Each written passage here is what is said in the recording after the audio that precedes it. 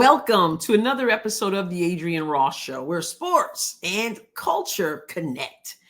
Well, it is late. I've got so many videos I want to get out, but there's only so many hours in the day, and I took time today to do two really fun things. First of all, I did a mock draft for the WNBA All-Star game. That was an idea that April G, subscriber and member of the Adrienne Ross Show, pitched to me, and I was like, I'm not really up on what's going on with the All-Star stuff.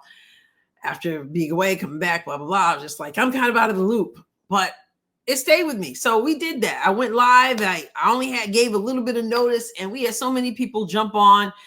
And I pulled two people, April G being one, Nancy being another. The Nancy Raquel mother-daughter connection.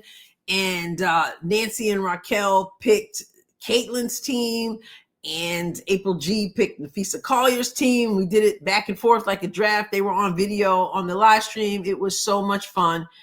And so then about an hour and a half later, after that, we went live for Caitlin and Napheesa and their real picks. And that was a lot of fun also. So shout out to you for those who, shout out to those who joined us for those. And I had also done my picks, and the math was done. I think it was Kara in the chat, Kara or Kelly Marie. Somebody, I think either one of them in the chat said I was 73% correct on my picks. And the only one I got wrong for starters for Caitlin was I had her picking Nneka Ogwumike and not A'ja Wilson. And so I don't remember all the reserves and how that all went. You guys who are in the chat, you know how challenged I am keeping up with that. In any case, let's take a look at the team Caitlin chose and the team Napheesa Collier chose, because I know not everybody was on the live and maybe you haven't heard the news yet. So we're going to go over to X, to the account that belongs to the WNBA. WNBA, let's take a look at the teams. So as you see here, WNBA All-Star Captains Draft. Obviously, Caitlin, as I said in the live stream, got more votes than anybody in the history of the world. And so she got first pick for the starters. Napheesa Collier got first pick for the reserves, as she was second in voting for the All-Star game. So these are the reserves right here. And we have Caitlin picking these players.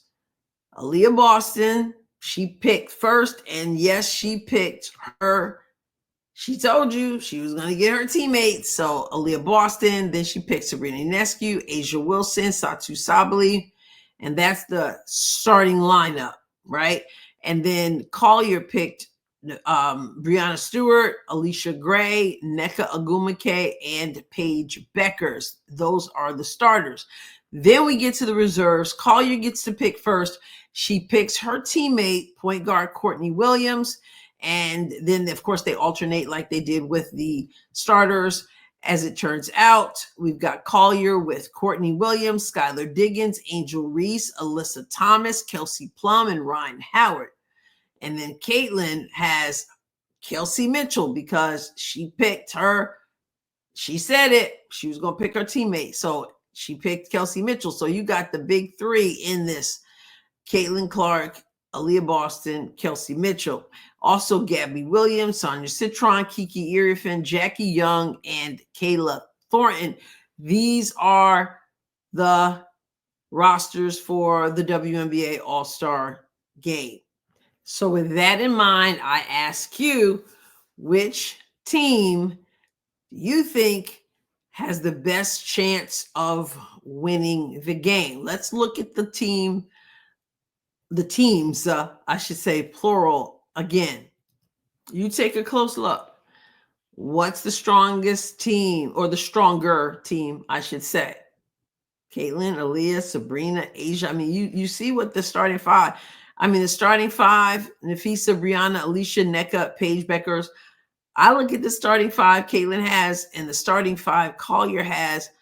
It's tough, but I would give the edge to Caitlin's team.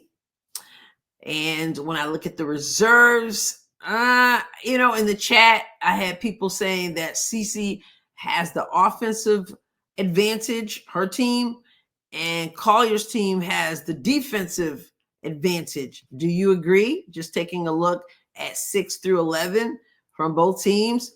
Cece's team is more offense geared, and Napheesa's reserves are more defense geared. What do you think? I mean, it's up for grabs, I think. I don't know. It was hard for me to pick my team. So there you have that. And we're going to find out on the 19th how this all plays out. But there was a curveball, a fun curveball, I might add, that was thrown into the mix of this draft. So we'll go back to X, back to the WNBA account and see what this curveball was. I'm going to start with you here, Caitlin. You said you might be aggressive on the trade market once this opened up.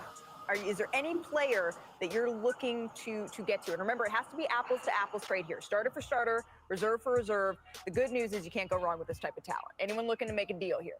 To be completely honest, I love my team. I think they're great. I don't have any intentions of really trading any of them. I don't know if this is in the rules. I don't really care. But I think we've already discussed we are going to trade coaches. Bee's going to take her coach, Sandy Brondello. Let's get it. Oh, it's going to be amazing. Sorry, WNBA, if that's not in the rule. Sorry, ESPN, if that's not in the rules. But we just made it a rule. So Sandy Brondello, come on over. Whoa. Let's get to it. You can coach Sabrina. So therefore, maybe Stewie wants to come on over to my team. Whoa. Let me know. Bea, you want to give me Stewie? We have breaking news here. I don't know that I've heard of a coach being traded in the All-Star game. This is something you're agreeing to, Fee. There's no terms to this deal. I agree with Cheryl. I agree with the trade. I love Cheryl. She's my coach here. And you know what? That's just going to be worse for Team Clark because now we got more chemistry on our side. We got more synergy. We know what we expect from each other. So that was a bad move on your part, Caitlin. We're taking you down. Oh. That was so much fun in the chat. We said, look at that boss move. I don't want Cheryl Reeve. She didn't want me for the Olympics. I don't want her coaching me for the All-Star game. That's right. And so we're doing a swapperoo. Caitlin Clark's team will take Sandy Brondello. Napheesa Collier's team will take Cheryl Reeve. Caitlin said, no, thank you. Now, it was interesting because I was thinking that was really kind of impromptu. Not that Caitlin hadn't thought about it before, but not that they hadn't discussed it before, but I didn't think that it was something that was in the script.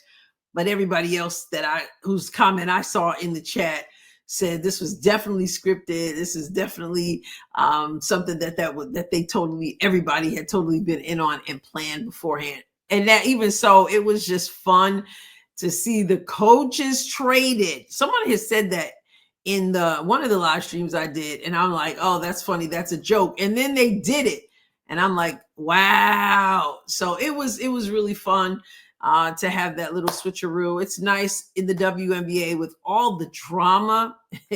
It's nice to kind of chill a little bit like we did today.